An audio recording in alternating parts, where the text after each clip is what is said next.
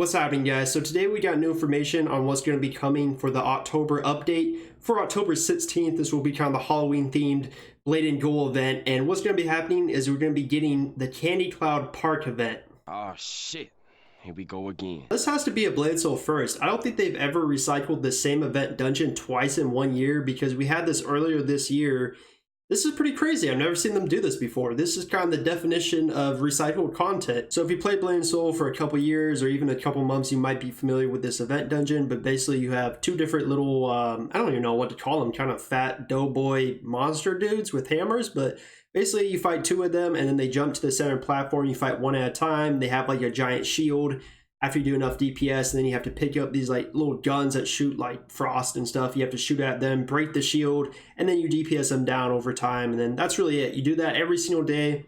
Once you do that once per day, you do get one pumpkin spice candy. These are the new event tokens. That's the name for them. I guess they're going for the whole pumpkin spice latte theme. You can sip that while you're getting your pumpkin spice candy.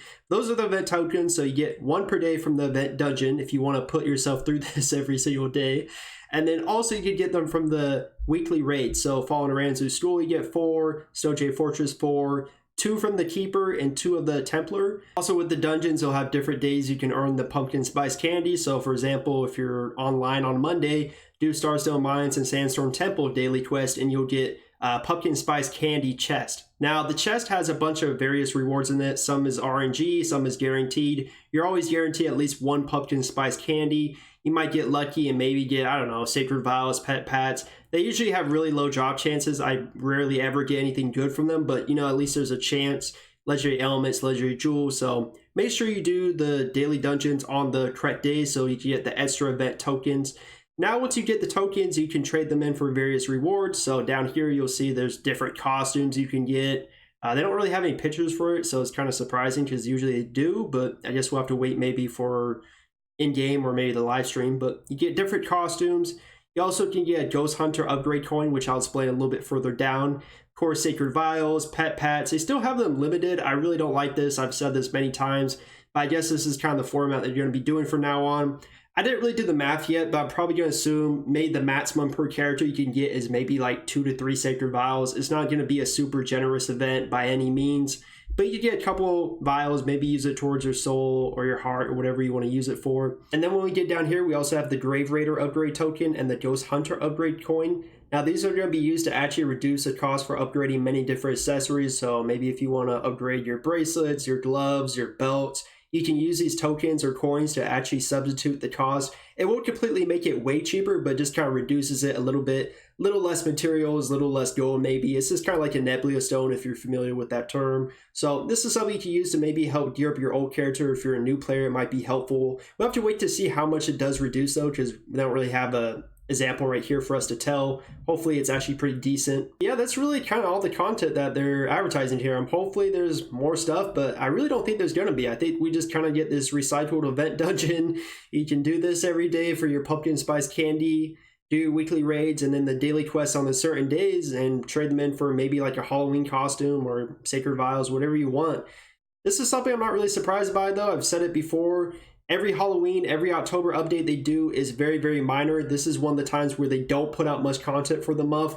But I don't know. I had zero expectations and I'm still disappointed. Kind of sad. I was really hoping for at least the event dungeon to be something new and actually Halloween themed, because this is not even a Halloween themed event dungeon at all. This is something that's been out like in like March, I think, of this year, and then like a couple years before is out in like June or something. Like this has never been a Halloween event by any means. Like you could basically slap Halloween event on anything now at this point. So I was hoping for something themed for Halloween. It didn't even have to be a good event, but just something new maybe.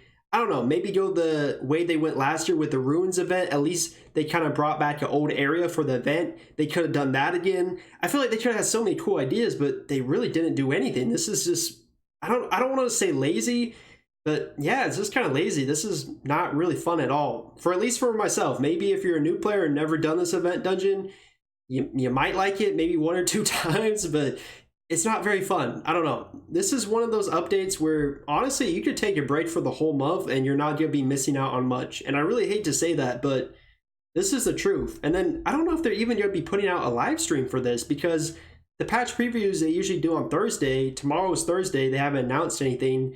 And then next week is the patch. It comes out next Wednesday. So they might not even do another live stream for this, which is really disappointing. So I don't know. This is a very, very minor update. If you want to take a break from Blade Soul, I don't know, play something else for like a month, you know, there's not much content here. So anyways, that's all I really got to say. I don't know. I'm just really not excited for this at all. I've done this event dungeon too many times. It's been recycled too much.